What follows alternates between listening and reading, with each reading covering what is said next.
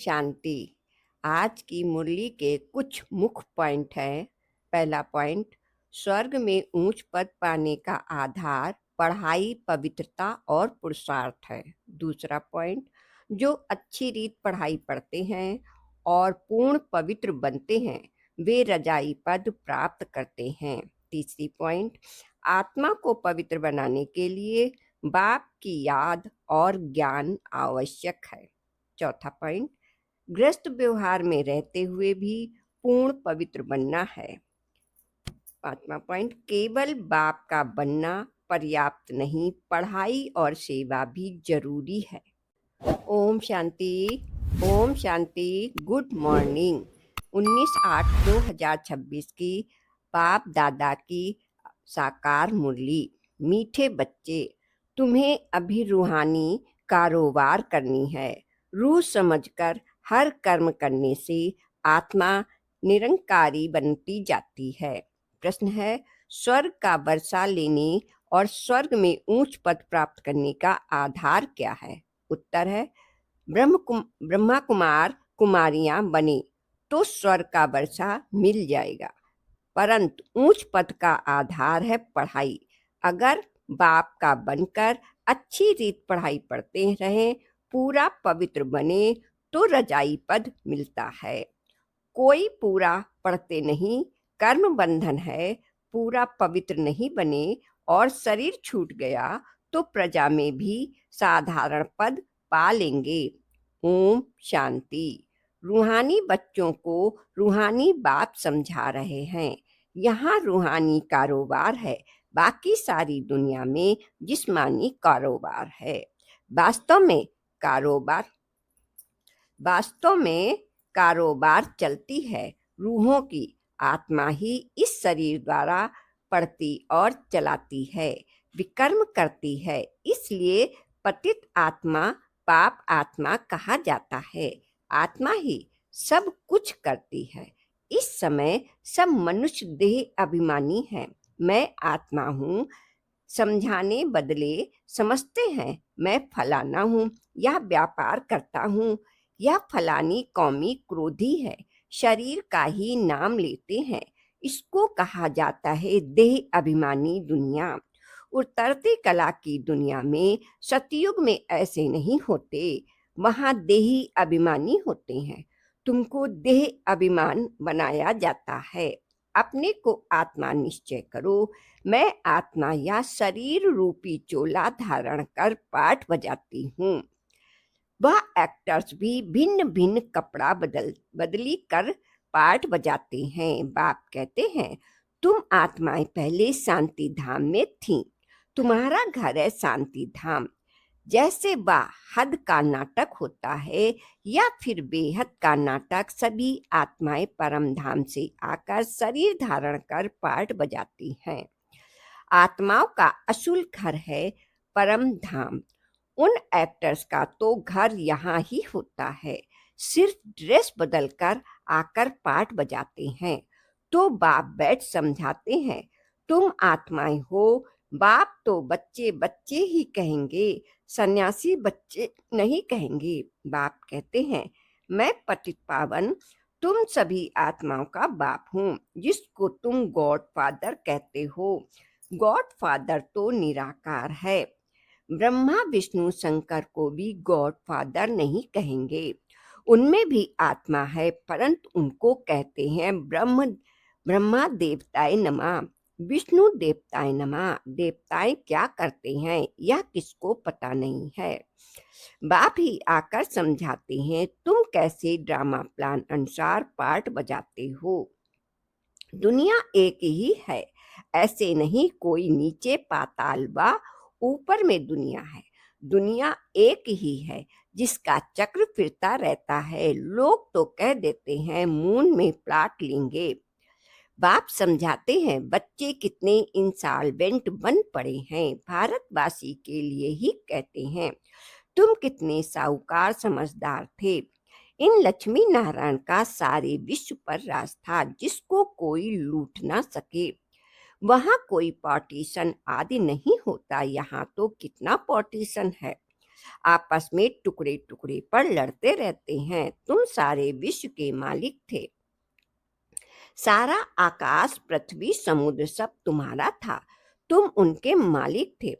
अब तुम टुकड़े हो गए हैं। यह किसको पता नहीं, भारत ही विश्व का मालिक था। बाप समझाते हैं, आत्मा को जो पार्ट मिला हुआ है वह कभी घिसता नहीं, चलता ही रहता है। अभी तुम फिर से मनुष्य देवता बन रहे हो, फिर 84 जन्म लेंगे। तुम्हारा पार्ट चलता ही रहता है, कभी बंद नहीं होता। कोई मोक्ष आदि पाते नहीं। जितने अनेक गुरु, अनेक शास्त्र, उतनी अनेक मतें होती हैं। मनुष्यों में कितनी शांति है। जहां भी जाओ कहेंगे मन को शांति कैसे मिले। यह देह अभिमान में आकर कहते हैं। बाप समझाते हैं, मन और बुद्धि यह है, आत्मा के आर्गन्स, बाकी यह सब शरीर की इंद्रियां हैं। आत्मा कहती है, मेरे मन को शांति कैसे मिले। वास्तव में यह कहना गलत है। तुम आत्मा हो, तुम्हारा स्वधर्म ही शांत है। तुम ऐसे कहो, मुझ आत्मा को शांति कैसे मिलेगी, इसमें कर्म तो करना ही पड़ेगा। यह बात बाप ही बैठ समझाते हैं। दुनिया में यह ज्ञान किसको नहीं है, वहां है भक्ति मार्ग, उनको ज्ञान का पता ही नहीं। ज्ञान तो एक ही बाप देते हैं। आप खुद कहते हो, मैं कल्प कल्प के संगम युग पर आता हूँ। कलयुग के अंत में सभी पतित हैं। यह है रावण राज्य। रावण को जलाते भी भारतवासी ही हैं।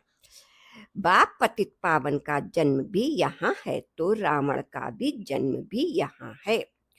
रावण जो सबको पतित बनाते हैं, इसलिए उनको जलाते हैं। यह बातें किसी की बुद्धि में नहीं है।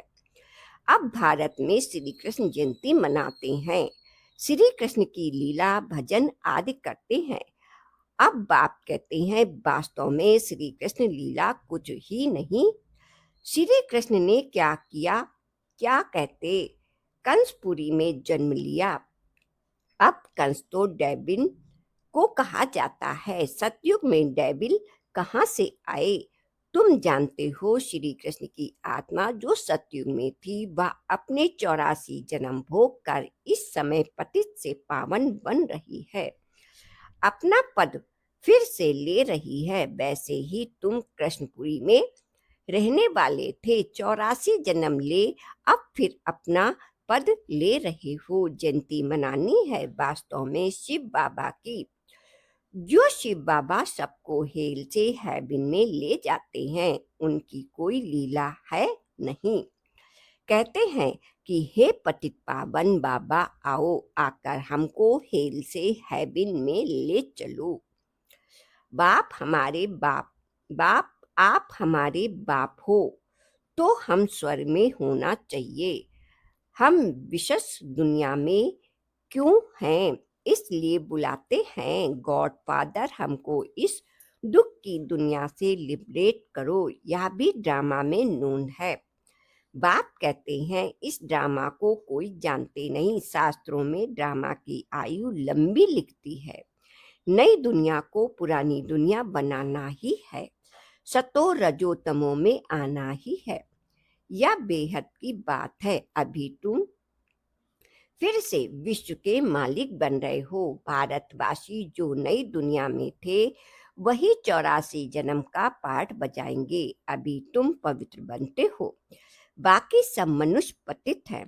तब तो पावन पावन के आगे जाकर नमन करते हैं। पावन को पावन नमन क्यों करेंगे। सन्यासी पावन हैं, तब तो पतित मनुष्य उनके आगे माथा झुकाते हैं। कन्या पवित्र है, तो सब उनके आगे सिर झुकाते हैं। वही कन्या शादी कर ससुर घर जाएगी तो माथा टेकना पड़ता है। अभी बेहद का बाप आए हैं सबको पावन बनाने। वह सब है कलयुग में, तुम हो अभी संगम पर। अब तुमको पतित दुनिया में नहीं जाना। यह है कल्याणकारी युग। बाप आकर सबका कल्याण करते हैं। तुम अभी श्री कृष्ण जयंती मनाएंगे, नहीं तो लोग समझेंगे या तो नास्तिक है। नास्तिक वास्तव में उनको कहा जाता है जो अपने बाप को और रचना के आदि मध्य अंत को नहीं जानते। इस समय सब निधन के आफरण बन पड़े हैं। घर घर में झगड़ा है। एक दो को मारने में देरी नहीं करते, इसलिए इसको नास्तिक की दुनिया कहा जाता है। बाप को न जानने वाले तुम हो जानने वाले। अभी तुम समझते हो कि हम पत्थर बुद्धि थे। बाप हमको पारस बुद्धि बना रहे हैं और कोई तकलीफ की बात नहीं। बाप सिर्फ कहते हैं 1 घंटा पढ़ो, अपने को आत्मा अपने को आत्मा समझ मुझ बाप को याद करो। शरीर को याद करेंगे तो लौकिक संबंधों की याद आएगी। देह अभिमान में रहेंगे तो मुझ बाप की याद रहेगी। यह तो है ही विशेष दुनिया। विशेष सागर में गोते खाते रहते हैं। विष्णु को क्षीर सागर में दिखलाते हैं, कहते हैं वहां घी की नदियां बहती हैं। यहाँ तो घास लेट भी नहीं मिलता। फर्क है ना।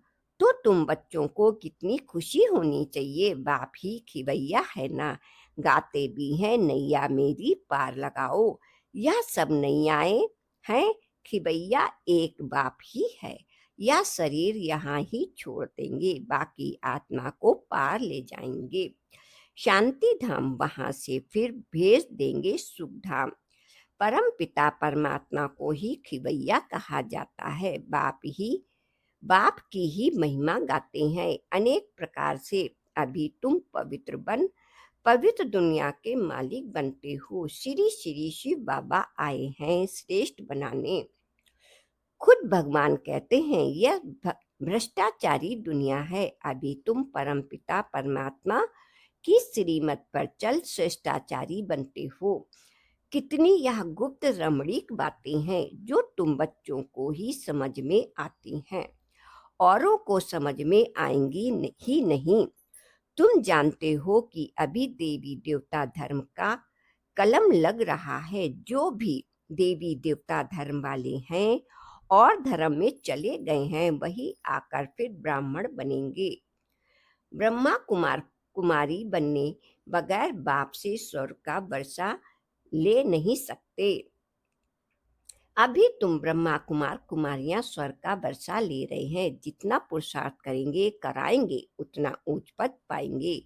सब तो इतना नहीं कर सकते। पूरा नहीं पढ़ेंगे तो उनका नतीजा क्या होगा। अगर शरीर छूट जाए तो स्वर्ग में आ जाएंगे, परंतु प्रजा में बिल्कुल ही साधारण अगर बाप का बनकर अच्छी रीत पढ़े तो रजाई पद पा सकते हैं। नहीं पढ़े हैं तो समझेंगे उनकी तकदीर में नहीं है। पवित्र रहेंगे पढ़ेंगे तो ऊंच पद पाएंगे। अपवित्र होने से बाप को याद नहीं कर सकेंगे। ऐसे भी बहुत है।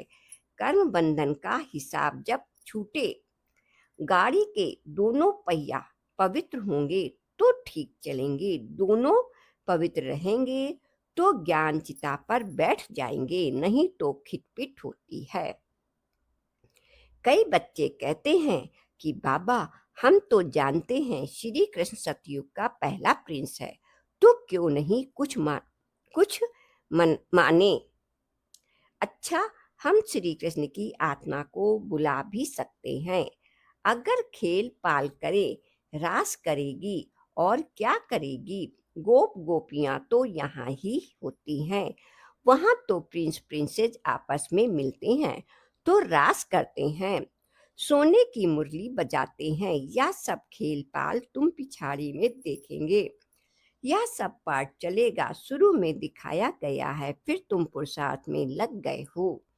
अब फिर पिछाड़ी में साक्षात्कार होना शुरू होगा। कौन कौन किस पद को पाएंगे या तुम जानते हो। बाप बैठ या सब राज समझाते हैं। तुमसे पूछते हो वेद शास्त्रों को मानते हो। बोलो हाँ, हम क्यों नहीं मानते। यह सब भक्ति मार्ग की सामग्री है। इनमें कोई ज्ञान नहीं है। ज्ञान देने वाला तो एक ही है। ज्ञान मिलता है तो भक्ति आप ही छूट जाती है। तुम मंदिर भी जाएंगे तो बुद्धि में रहेगा, यह लक्ष्मी नारायण फिर अब नई दुनिया में राज करेंगे। बाप बच्चों को समझाते हैं, दोनों तरफ तोड़ निभाना है, गृहस्थ व्यवहार में रहते पवित्र बनना है। श्रीमत कहती है पूरे पवित्र बनो तो पूरा वैष्णव बनो और विष्णुपुरी का राज लो। अच्छा, मीठे मीठे सिकीलते बच्चों के प्रति माता पिता बाप दादा का याद प्यार और गुड मॉर्निंग। रूहानी बाप की रूहानी बच्चों को नमस्ते। हम रूहानी बच्चों को रूहानी बाप दादा का याद प्यार और गुड मॉर्निंग। शुक्रिया बाबा, आपका बहुत बहुत दिल से शुक्रिया। धारणा के लिए मुख्य है, पहला पॉइंट, योग द्वारा कर्म बंधन का हिसाब किताब चुकतू कर पावन बनना है। ज्ञान चिता पर बैठना है, पूरा पूरा वैष्णव अर्थात पवित्र बनना है। दूसरी पॉइंट, अपने शांत सुधर में स्थित रहना है। सबको शांति धाम की याद दिलानी है, कभी भी अशांत नहीं होना है। वरदान है, आवाज से परे स्थित में स्थित हो, सर्व गुणों का अनुभव करने वाले माँ बीज रूप भव।